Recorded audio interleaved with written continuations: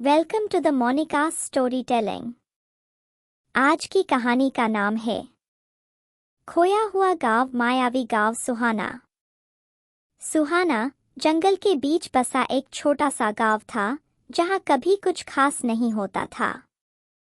पर एक दिन वह गांव अचानक गायब हो गया। गांव के सभी लोग लापता हो गए थे। मकान खाली थे, गाड़ियां चालू हालत में थीं और खाने की थाली आधी खाई हुई थी, पर वहां कोई इंसान नहीं था। कहानी शुरू होती है जब एक स्थानीय पत्रकार आर्या, जो एक अलग स्टोरी कवर करने के लिए जा रही होती है, गलती से इस गांव में पहुंच जाती है। जीपीएस उसे एक पुराने अनजाने रास्ते पर ले आता है और वह खुद को गांव सुहाना में पाती है।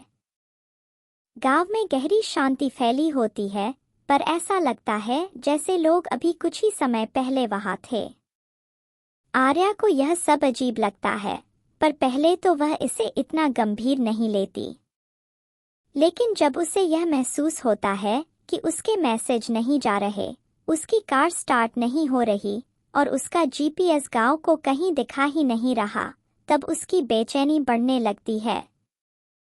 आर्या गांव की जांच पड़ताल शुरू करती है।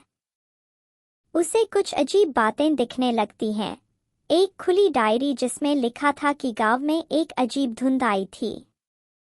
एक दीवार पर बड़े बड़े अक्षरों में लिखा था, वह आ रहा है। धीरे धीरे आर्या को अजीब आवाजें सुनाई देती हैं और छायाएं खिड़कियों के पास से भागती हुई दिखाई देती हैं।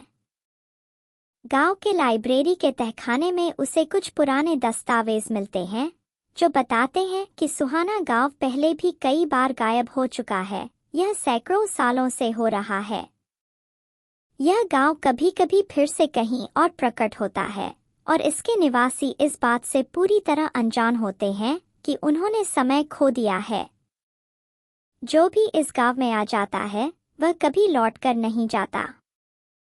आखिरी मोड़ तब आता है जब आर्या को यह एहसास होता है कि यह गांव एक जीवित सत्ता की तरह है, जो इसमें आए लोगों को अपनी गिरफ्त में लेकर उनकी ऊर्जा को खींचता है। जितना वह भागने की कोशिश करती है, उतनी ही वह गांव की ओर खिंचती चली जाती है। रात घिरती जाती है और वही धुंध फिर से आने लगती है। अब आर्या जान चुकी है कि यह उसकी आखिरी कोशिश है बचने की। वह जंगल की ओर भागती है, पर जैसे ही वह वहां पहुंचती है, उसे एहसास होता है कि वह फिर से गांव के मुख्य चौराहे पर खड़ी है। वह फंस चुकी है। गांव ने उसे अपने कब्जे में ले लिया है। रात गहराती जाती है और आर्या का डर अब काबू से बाहर हो जाता है। अचानक ठंडक बढ़ जाती है और वही घना धुंध गांव के किनारों से उठता हुआ उसकी ओर बढ़ने लगता है। आर्या का सांस अब तेज चल रहा है और वह महसूस करती है कि उसका वक्त कम होता जा रहा है। हर छाया हिलती डुलती सी लगती है और आवाजें अब और पास से आ रही हैं, जैसे कोई उसका नाम पुकार रहा हो। आर्या जंगल की तरफ दौड़ पड़ती है। कांपते पैरों से उसकी सांसें अब भारी हो चुकी हैं। पेड़ों की शाखाएं उसके हाथों को नोचने लगती हैं, पर वह भागती जाती है। धुंध अब गहरी हो रही है, जैसे वह उसे निगलने को तैयार हो। वह एक क्षण के लिए रुकती है, अपने आप को संभालती है और फिर देखती है वह फिर से गांव के बीचों बीच खड़ी है, उसी पुराने घंटाघर के सामने। उसके चारों ओर गांव अब भी सूना पड़ा है, पर धुंध अब उसे घेरने लगी है। यह कैसे हो सकता है? आर्या फुसफुसाती है, उसकी आंखों में आंसू आ जाते हैं। यह सब झूठ है।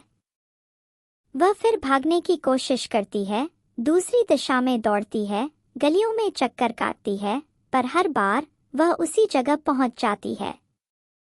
गांव का मुख्य चौराहा। धुंध अब उसके पैरों के चारों ओर लिपटने लगी है, जैसे उसे जकड़ लिया हो। तभी उसे पीछे से कदमों की आहट सुनाई देती है। वह घबराकर पीछे मुड़ती है। धुंध के कोने में उसे एक परछाई दिखती है, एक औरत पुरानी साड़ी पहने, जो उसे सीधे देख रही है। फिर एक और परछाई दिखती है, एक बूढ़ा आदमी स्थिर खड़ा हुआ। और धीरे धीरे और भी आकृतियां धुंध में उभरने लगती हैं। वे सभी गांव के खोए हुए लोग थे जो अब उसी की तरफ फंस चुके थे। नहीं, आर्या चिल्लाती है, लेकिन उसकी आवाज खो जाती है। धुंध अब उसकी कमर तक आ चुकी है और उसकी सांस घुटने लगी है। उसकी आंखों के सामने अंधेरा छाने लगता है और वह जमीन पर गिर पड़ती है। घंटाघर की घड़ी 12 बजाती है। गहरी गूंजती आवाज पूरे गांव में फैल जाती है। हर बार जब घड़ी का घंटा बजता है, धुंध और गहरी हो जाती है, जैसे गांव की हवाएं उसकी आत्मा को निगलने वाली हों। आर्या को अब महसूस हो रहा है कि गांव कोई सामान्य जगह नहीं है। यह एक जीवित गांव है जो आने वालों को अपने अंदर कैद कर लेता है। आर्या की चेतना धीरे धीरे धुंधली होने लगती है। उसे अपने जीवन की यादें, अपने सपने, सब कुछ भूलने सा लगने लगता है, जैसे वह कभी नहीं था। आखिरी घंटी बजती है और आर्या का शरीर धुंध में समा जाता है। उसकी अंतिम आवाज हवा में घुल जाती है। यह गांव किसी को जाने नहीं देता। और फिर सुहाना गांव एक बार फिर शांति में डूब जाता है।